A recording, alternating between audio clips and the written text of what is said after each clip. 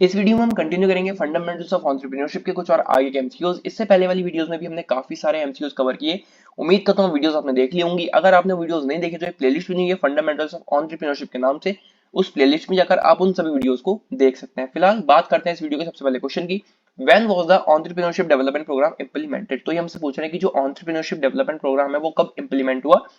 सबसे पहले आप ये समझो कि एंटरप्रेन्योरशिप डेवलपमेंट प्रोग्राम होता क्या है। तो ये बेसिकली एक इनोवेटिव एजुकेशनल इनिशिएटिव है जिसमें जो एस्पायरिंग एंटरप्रेन्योर्स हैं उनको बिजनेस से रिलेटेड, बिजनेस के रिगार्डिंग काफी सारी चीजें प्रोवाइड करी जाती है। वो नॉलेज हो सकती है, स्किल्स हो सकते हैं, रिसोर्सेज हो सकते हैं, जिससे कि वो एक जो अपना बिजनेस जो भी एस्टैब्लिश वो करना चाहते हैं उसको एस्टैब्लिश कर सकें। ठीक है, तो basically knowledge, skills, resources provide करे जाते हैं उन एंटरप्रेन्योर्स को जो बिजनेस फील्ड में आगे बढ़ना चाहते हैं, अपना बिजनेस एस्टैब्लिश करना चाहते हैं। ठीक है, तो वो हमारा काम होता है ईडीपी का, यानी कि एंटरप्रेन्योरशिप डेवलपमेंट प्रोग्राम का। ये उनको सब चीजें प्रोवाइड करता है। ठीक है, अब इन्होंने हमसे पूछा कि इंप्लीमेंट कब हुआ था, 1950, 1960, 1970 या फिर 1980।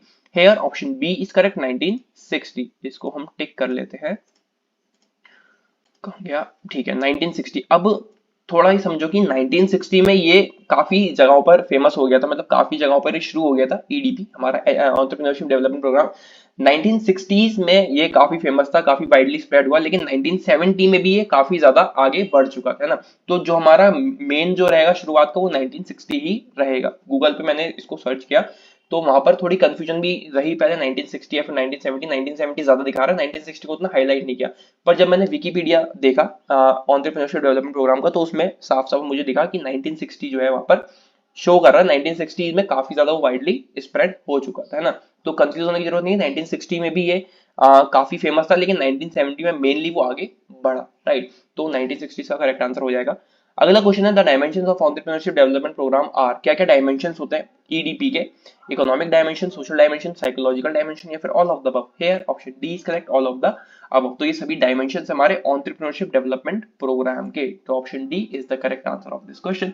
अगला क्वेश्चन है, what is the full form of EDP. मैं आपको पहले क्वेश्चन में बता दिया कि ईडीपी क्या है, एंटरप्रेन्योरशिप डेवलपमेंट प्रोग्राम। ठीक है, सिंपल सा क्वेश्चन था और ये इंपॉर्टेंट भी है, पूछ सकते हैं ऐसी, मतलब इंपॉर्टेंट भी कह सकते हैं और बेसिक सा क्वेश्चन भी। ठीक है, ईडीपी क्या होता है, एंटरप्रेन्योरशिप डेवलपमेंट प्रोग्राम। तो ऑप्शन बी यहाँ पर करेक्ट हो जाएगा।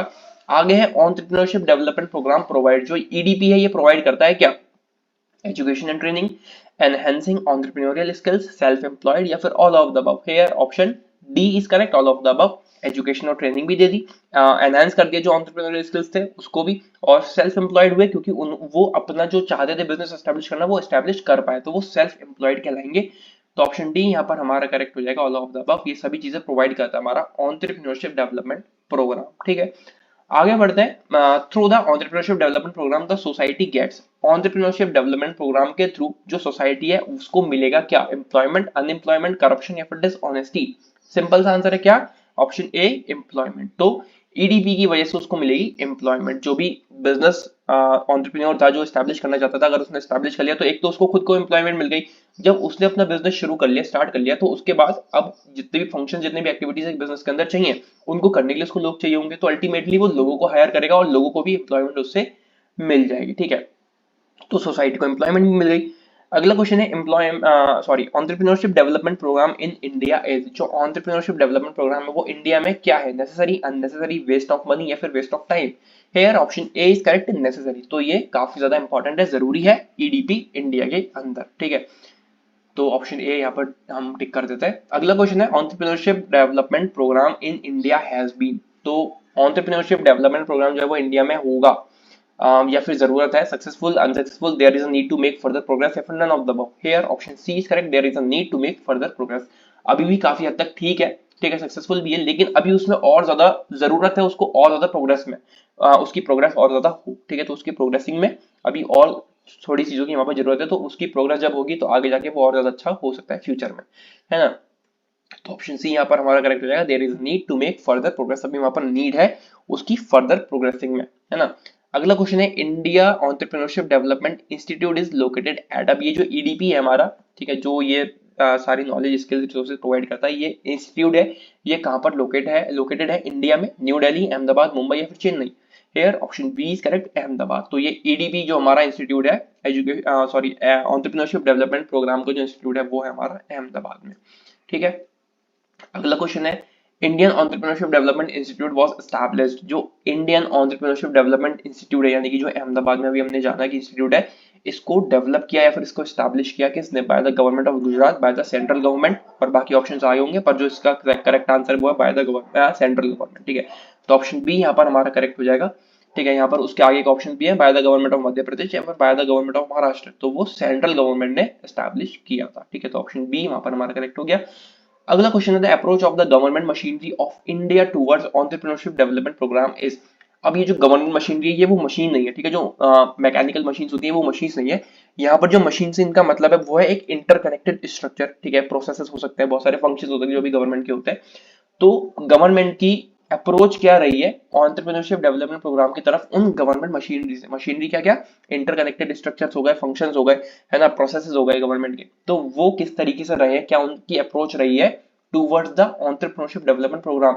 नेगेटिव, कंस्ट्रक्टिव, नॉन कोऑपरेटिव या फिर none of the above? Here option B is correct, constructive. तो गवर्नमेंट ने भी काफी ज्यादा हेल्प करी है ईडीपी में। ठीक है, एंटरप्रेन्योरशिप डेवलपमेंट प्रोग्राम में भी वो काफी ज्यादा कंस्ट्रक्टिव रही है, मतलब कि उन्होंने उसमें लगातार बहुत ज्यादा हेल्प करते गए हैं और उसको और ज्यादा बेहतर बनाते गए हैं गवर्नमेंट। ठीक है, अगला क्वेश्चन है the future of an entrepreneurship in India is. जो फ्यूचर रहेगा एंटरप्रेन्योरशिप का इंडिया में वो क्या रहेगा? Bright, dark, full of difficulties या फिर none of the above? Here option A is correct, simple सा है, सबको पता होगा, ब्राइट। ठीक है, जैसे बढ़ते समय के साथ इतने सारे नए नए कह सकते हैं बिजनेसेस आ रहे हैं, ठीक है, नई नई चीजें आ रही हैं, नए नए इनोवेशंस हो रहे हैं। ठीक है, तो आगे भी जो फ्यूचर रहेगा एंटरप्रेन्योरशिप का वो बहुत ज्यादा विकट वाला होने वाला, बहुत बढ़िया होने वाला है। ठीक है, आने वाले समय में। राइट, आगे है when was the entrepreneurship development programme implemented. जो हमने पहला क्वेश्चन शुरुआत करी थी इस वीडियो की पहले क्वेश्चन के साथ, वही क्वेश्चन फिर से रिपीट हो गया आपके एग्जाम में भी। इसी तरीके से क्वेश्चन रिपीट होते हैं, है ना, तो उस चीज का आप ध्यान रखें। 1960s का वही आंसर हो जाएगा कि इंप्लीमेंट कब हुआ था, 1960 में। और अगर हम देखें तो 1970 में भी काफी ज्यादा ये आगे बढ़ गया था, लेकिन 1960 में इसकी शुरुआत हुई थी और काफी ज्यादा वाइडली स्प्रेड उस समय भी ये था। राइट, अगला क्वेश्चन है how many stages are there in entrepreneurship development programme? कितनी स्टेजेस होती हैं एंटरप्रेन्योरशिप डेवलपमेंट प्रोग्राम के अंदर? 3, 5, 7 या फिर 9? Hair option A is correct, 3। तो 3 स्टेजेस होती हैं ईडीपी के अंदर। अब वो कौन कौन से स्टेजेस होते हैं उनके बारे में भी जान लो। इस तरीके से भी आपसे क्वेश्चन पूछ सकते हैं, आपको 4 ऑप्शन दे देंगे, 4 में से एक स्टेज दे देंगे और 3 गलत ऑप्शन होंगे, तो आपसे पूछ लेंगे इनमें से कौन सी एक स्टेज है ईडीपी की। ठीक है, तो आपको स्टेजेस भी पता होनी चाहिए, आप नोट भी इसको कर सकते हो। सबसे पहली स्टेज है आप preparatory phase two set the stage. सबसे पहले आप उस पूरी स्टेज को सेट करोगे। नंबर 2 है a focused training phase two impart essential skills. ठीक है, फिर आप एक फोकस्ड ट्रेनिंग फेज चलाओगे जिसमें आप जितने भी वहां पर एंटरप्रेन्योर्स आए हुए, एस्पायरिंग एंटरप्रेन्योर्स है, बिजनेसमैन है, उनको एसेंशियल स्किल्स दोगे।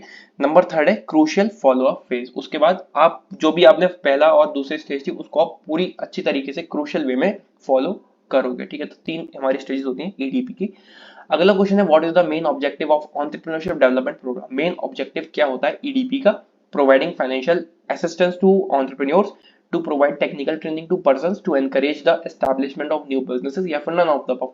Here option C is correct, to encourage the establishment of new businesses. जो ऐसे एंटरप्रेन्योर्स हैं जो एक नया बिजनेस शुरू करना चाहते हैं उनको वो एनकरेज करता है उस नए बिजनेस को एस्टैब्लिश करने के लिए। ठीक है, तो ऑप्शन सी यहाँ पर हमारा करेक्ट हो जाएगा। अगला क्वेश्चन है what is the role of mentor in entrepreneurship development programme? जो मेंटोर होता है, ठीक है, जिसको देखकर हम गाइडेंस लेते हैं, इंस्पायर होते हैं, मोटिवेट होते हैं, उसका क्या रोल रहता है ईडीपी के अंदर? To assess the effectiveness of the programme, to provide guidance and support to budding entrepreneurs, to provide technical training to persons या फिर none of the above? Here option B is correct, to provide guidance and support to budding entrepreneurs. तो ये एक guidance और एक support देते हैं उन एंटरप्रेन्योर्स को जो अपनी लाइफ में एक नया बिजनेस एस्टैब्लिश करना चाहते हैं, कुछ नया वो करना चाहते हैं, इनोवेटिव करना चाहते हैं, उनको गाइडेंस और सपोर्ट प्रोवाइड करता है एक मेंटोर। ये मेंटोर का रोल होता है ईडीपी के अंदर। ठीक है, तो ये थे कुछ और आईके एमसीक्यूज फंडामेंटल्स ऑफ एंटरप्रेन्योरशिप के। गला थोड़ा सा खराब हो रहा है, तो अगर आवाज आपको थोड़ी अजीब लग रही हो या फिर कुछ प्रॉब्लम आ रही हो कुछ भी चीज समझने में, तो माफ करना। ठीक है, गला बहुत ज्यादा खराब हो रहा है, थोड़ी तबीयत ठीक नहीं है, इसी वजह से वीडियोस भी नहीं ला पा रहा हूँ। काफी सारे लोगों की मैंने कमेंट्स पढ़ी, तो उसमें मैंने देखा कि फंडामेंटल्स ऑफ एंटरप्रेन्योरशिप जो सब्जेक्ट है इसका एग्जाम है आपका, शायद आने वाले 1-2 दिन में आपका एग्जाम है ना। तो वीडियोस जितनी अवेलेबल है उनको तो आप अच्छे से देखो ही, और मैं कोशिश करूंगा कि जो आगे के एमसीक्यूज हैं जो मैं आने वाली वीडियोस में कवर करता, मैं उनका पीडीएफ आपको प्रोवाइड कर दूंगा टेलीग्राम चैनल पर। तो अगर आपने टेलीग्राम चैनल ज्वाइन नहीं करा है तो आप जाकर ज्वाइन कर लो, डिस्क्रिप्शन में लिंक है। अगर लिंक से नहीं हो पा रहा है तो आप सिंपली टेलीग्राम पर जाओ, वहां पर आप सर्च करो tuition from home, telegram channel मिल जाएगा। वहां पर मैं आपको जो भी एमसीक्यूज हैं बचे हुए, ठीक है, जितने ज्यादा से ज्यादा मैं आपको प्रोवाइड कर पाऊंगा वो मैं कर दूंगा, है ना। तो मुझे एक बार कमेंट में भी आप बता देना कि आपका एग्जाम जो सबसे रिसेंट एग्जाम है, अब वो कल हो सकता है, परसों हो सकता है, एक दो दिन बाद हो सकता है, जो भी आपका एग्जाम है, मैं उस एग्जाम का जो भी एमसीक्यूज आने वाले होंगे मैं पीडीएफ प्रोवाइड कर दूंगा। जितनी वीडियोस अवेलेबल है वो तो आप देखो ही देखो, साथ में अब मैं वीडियोस अगर नहीं ला पा रहा हूँ उतनी तेजी से, तो वो जो क्वेश्चन मैं आपको प्रोवाइड करूंगा वो आपकी हेल्प कर देंगे। तो कमेंट करके मुझे जरूर बताना, फिर मैं उस हिसाब से आपको जो एमसीक्यूज है वो प्रोवाइड कर दूंगा, राइट। तो बस मिलते हैं अगली वीडियो में, till then take care and bye bye and all the very best for your exams.